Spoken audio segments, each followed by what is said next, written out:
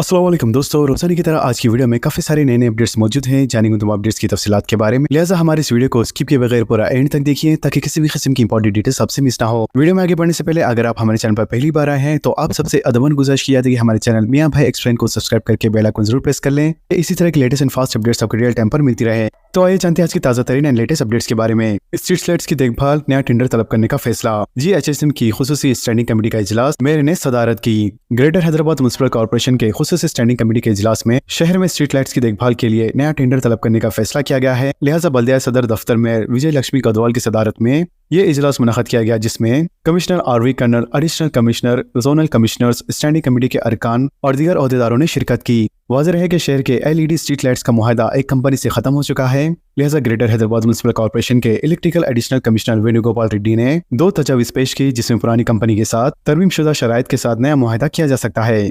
दूसरा यह है कि नई एजेंसी के इंतखाब का अमल शुरू किया जाए। लिहाजा स्टैंडिंग कमेटी ने गौर फिक्र के बाद मुत्तफ़क़ तौर पर नए टेंडर की तजवीज़ को मंजूरी दे दी। शिल्पा सेकंड फ्लाईओवर का काम तकरीबन मुकम्मल, जून के पहले हफ्ते में रेवंत रेड्डी इफ्तिताह करेंगे। 178 करोड़ रुपए का खर्च, 6 ट्रैक्स पर मुश्तमिल फ्लाईओवर, कोंडापुर और हाफिजपेट जाने वालों को आसानी। गाड़ी चलाने वालों के लिए आउटर रिंग रोड से कोंडापुर तक का सफर अब आसान हो जाएगा, क्योंकि शिल्पा लेआउट के दूसरे फ्लाईओवर का काम तकरीबन मुकम्मल हो चुका है। लिहाजा चीफ मिनिस्टर रेवंत रेड्डी 2 जून या जून के पहले हफ्ते में इस फ्लाईओवर के इफ्तिताह का काम अंजाम देंगे। इस फ्लाईओवर से शहर के अवाम को बिलखुसूस RT कॉरिडोर से सफर करने वालों को बड़ी सहूलत हासिल होंगी। इसके अलावा गच्ची बोली जंक्शन पर ट्रैफिक के मसाइल बड़ी हद तक कम हो जाएंगे और सफर के वक्त में भी कमी आएंगी। फिलहाल GHMC के ओहदेदार और इंजीनियर्स इन फ्लाईओवर्स की इफ्तिताह की तैयारियों में मसरूफ हैं। शिल्पा लेआउट फ्लाईओवर 1 पहले ही अवाम को दस्तयाब हो चुका है, जिस पर गाड़ियां आंकी ब्रिज से गुजरते हुए रिंग रोड और बायोडाइवर्सिटी ब्रिज पर सिर्फ 2 मिनट में पहुंच रही है।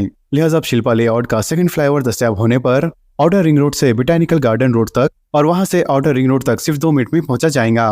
वाज़ेह है कि इस फ्लाईओवर की तामीरी लागत 178 करोड़ रुपए है और ये 1.2 किलोमीटर तवील और 24 मीटर चौड़ा है। इसके अलावा ये फ्लाईओवर 6 ट्रैक्स पर मुश्तमिल है। वाज़ेह है कि इस फ्लाईओवर से कोंडापुर और हाफिजपेट रास्ते पर जाने वाली गाड़ियों को आसानी होगी और साथ ही हाईटेक सिटी और फाइनेंशियल डिस्ट्रिक्ट को बेहतर राब्ता मिलेगा और इस रास्ते पर सफर में वक्त भी कम लगेगा।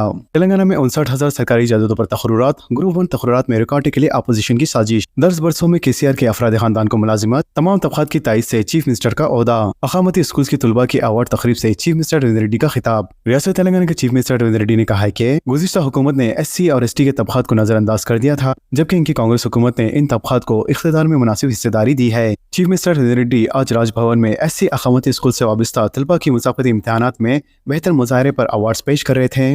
लिहाजा SC अकामती स्कूल्स के तुलबा ने MBBS और दीगर आला कोर्सेज के इम्तिहानात में कामयाबी हासिल की, जिस पर हुकूमत की जानिब से इन्हें अवार्ड्स पेश किए गए। चीफ मिनिस्टर ने तकरीब से खिताब करते हुए कहा है कि डॉक्टर BR अम्बेडकर ने दस्तूर में SC ST तबकात के लिए तहफ़्फ़ुज़ात फराहम किए, जिन पर हुकूमत अमल कर रही है।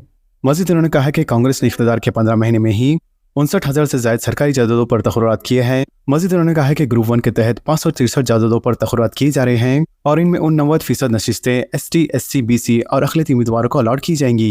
1950 से 1987 के दरमियान पैदा होने वाले शहरियों को पैदाइशी सर्टिफिकेट हासिल करने की सहूलत। हुकूमत हिंद ने साल 1950 से 1987 के दरमियान पैदा होने वाले शहरियों जिनके पास पैदाइशी सर्टिफिकेट या हॉस्पिटल के सर्टिफिकेट्स नहीं है, इन्हें नए कानून के तहत पैदाइशी सर्टिफिकेट हासिल करने की सहूलत फराहम की जा रही है।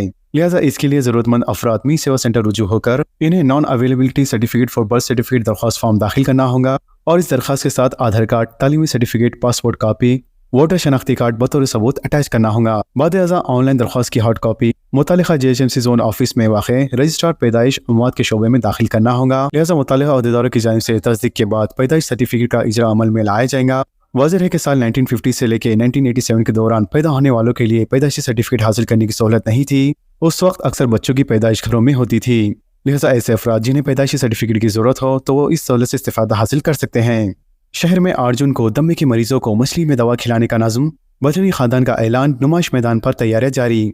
सालाना मछली प्रसाद की तकसीम 8 जून को नामपल्ली की नुमाइश ग्राउंड में की जाएंगी। लिहाजा रियासती हुकूमत और मुख्तलिफ रज़ाकाराना के तंजीमों के ताउन से बेतनी खानदान हर साल दमे के मरीजों में मछली प्रसाद तकसीम करता है। लिहाजा इस साल मन गशीरा कारती तकरीब 8 जून बरोज़ इतवार 10:03 से शुरू होंगी और इसी रोज़ बथनी गोड़ खानदान प्रसाद की तकसीम का आगाज़ करेगा। सोने और चांदी की कीमतों में इजाफा। हिंदुस्तान के सराफा बाजारों में 4 जुम्मे को सोने की कीमत में 500 रुपये जबकि चांदी की कीमत में 1000 रुपये का इजाफा हुआ है। कीमती धातों की कीमतों में इस तब्दीली के बाद ऑल इंडिया सराफा एसोसिएशन ने बताया कि दारुल हुकूमत दिल्ली में 99.9% खालिस 10 ग्राम सोना 99,000 रुपये में फरोख्त हुआ, जबकि 1 किलो चांदी 1 लाख रुपये में फरोख्त हुई। कोरोना की नई शक्ल, तशवीश की जरूरत नहीं, डॉक्टर राजा राव का बयान। शहर हैदराबाद के उस्मानिया मेडिकल कॉलेज के प्रिंसिपल डॉक्टर राजा राव ने कहा है कि कोरोना की असली किस्म ओमिक्रॉन अब तकरीबन बंद हो चुकी है, ताहम इसके ज़ैली अक़साब अब भी मौजूद हैं। डॉक्टर राजा राव ने निशानदेही की है कि हालिया शक्लों के बाद फिलहाल कोई शदीद खतरा या घबराहट की जरूरत नहीं है, लेकिन एहतियाती तदाबीर इख्तियार करना जरूरी है ताकि वायरस के मजीद फैलाव को रोका जा सके। इसके अलावा आवाम को मशवरा दिया गया है कि वह हजूम से गुरेज करे, मास्क का इस्तेमाल करे, अगर किसी किस्म की अलामत ज़ाहिर हो तो फौरी तभी मशवरा लें। राजीव युवा कसम स्कीम के तहत 5 लाख नौजवानों को 8,000 करोड़ सब्सिडी खर्च की फरहमी। हुकूमत कमजोर तबकात और अक़लियत की तरक्की में संजीदा। 100 से ज़ायद अक़ामती स्कूल्स की मंजूरी। डिप्टी चीफ मिनिस्टर भट्टी विक्रमार्का का खिताब। रियासत तेलंगाना के डिप्टी चीफ मिनिस्टर भट्टी विक्रमार्का ने चीफ मिनिस्टर रविंद्र रेड्डी के मौक़िफ़ SC/ST तबकात करार दिया और कहा कि रविंद्र रेड्डी एक हमदर्द और साफ को इंसान है जो कमजोर तबकात की तरक्की और भलाई के बारे में संजीदा है। लिहाजा भट्टी विक्रमार्का SC अक़ामती स्कूल्स के तलबा को अव्वल से तकरीब से खिताब कर रहे थे। लिहाजा इस तकरीब में उन्होंने कहा है कि हुकूमत ने SC सब प्लान के तहत दर्ज फहरिस्त अक़वाम की भलाई पर भारी रुक़ामात खर्च की है, जबकि साबिक़ BRS हुकूमत ने SC तबकात की तरक्की को फरामोश कर दिया था। मजीद उन्होंने कहा है कि राजीव युवा विकासम स्कीम का 2 जून से आगाज होगा, जिसके तहत 5 लाख बेरोजगार नौजवानों को 8,000 करोड़ के कर्ज फराहम किए जाएंगे, जिससे बेरोजगार नौजवानों को रोजगार के लिए मुत्तफ़ी बनाया जाएगा। इंडियन पोस्ट पेमेंट बैंक में डायरेक्ट बेनिफिट की नई स्कीम मुतारिफ। मरकजी और रियासती हुकूमतें बहुत जल्द इंडियन पोस्ट पेमेंट बैंक में डायरेक्ट बेनिफिट ट्रांसफर स्कीम की फवायद की सहूलत फराहम करने वाली है, जिसके तहत ख्वातीन शहर हैदराबाद के जनरल पोस्ट ऑफिस में कतार लगाकर बड़े पैमाने पर सेविंग अकाउंट्स खोल रही है।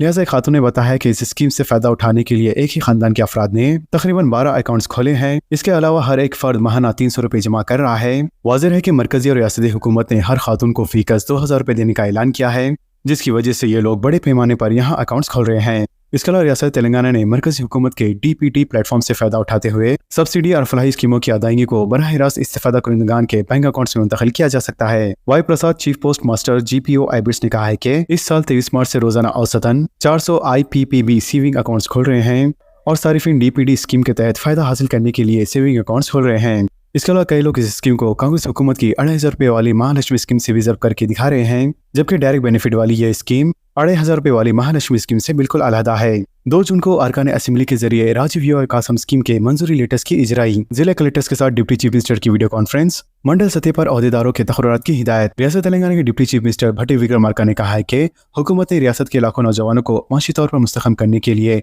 8,000 करोड़ रुपए का मनसूबा बनाया है। लिहाजा भट्टी विक्रमार्का ने वजीर ट्रांसपोर्ट पूनम प्रभाकर के हमला जिले कलेक्टर्स के साथ वीडियो कॉन्फ्रेंस में राजीव युवा विकासम पर अमल आवरी का जायजा लिया। इन्होंने कहा है कि तालीम याफ्ता नौजवानों को रोजगार से मरबूत करने के लिए मुफ्त स्कीम शुरू की जा रही है, जिसके तहत 4 लाख रुपए तक की सब्सिडी पर मुबनी खर्च फराहम किए जाएगा। इन्होंने कहा है कि गुज़िश्ता 10 वर्षों में मुख्तलिफ कॉरपोरेशन के जरिए फलाही स्कीमात पर अमल आवरी को नजरअंदाज कर दिया गया था, जबकि कांग्रेस हुकूमत ने 8,000 करोड़ रुपए के जरिए नौजवानों को माशी तौर पर मुस्तहकम करने का मनसूबा बनाया है। लिहाजा रियासत में नौजवान नए कारोबार का आगाज करते हुए तिजारती सरगर्मियों को फरोग देंगे। इन्होंने कहा है कि अक्सर नौजवान माली मौक़िफ़ की कमजोरी के बाद खुद रोजगार स्कीम से इस्तेफादा करने से खासिर थे। डिप्टी चीफ मिनिस्टर ने जिला कलेक्टर्स को हिदायत दी है कि वो मंडल सतह पर अहदेदारों का तकर्रुर करें जो इस्तेफादा कुनिंदगान के इंतखाब में मदद करेंगे। इन्होंने कहा कि पहले साल इस स्कीम पर कामयाब अमलवरी के बाद इसे आइंदा भी तोसी दी जाएंगी। इसके अलावा डिप्टी चीफ मिनिस्टर ने मुख्तलिफ कॉरपोरेशन और समाजी बहबूद के अहदेदारों की सताइश की, जिन्होंने इस स्कीम में दिलचस्पी जाहिर की है।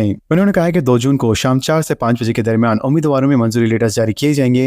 लिहाजा हर असेंबली हल्के में अरकान असेंबली और मेहमान खुसूसी होंगे जो इन लेटर्स की मंजूरी की तकरीब में शिरकत करेंगे। तो दोस्तों, इन खबरों से मुताल्लिक आप सबकी क्या राय है नीचे कमेंट बॉक्स में जरूर जाहिर करें और इसी तरह के लेटेस्ट एंड फास्ट अपडेट्स के लिए हमारे चैनल के साथ जुड़े रहें।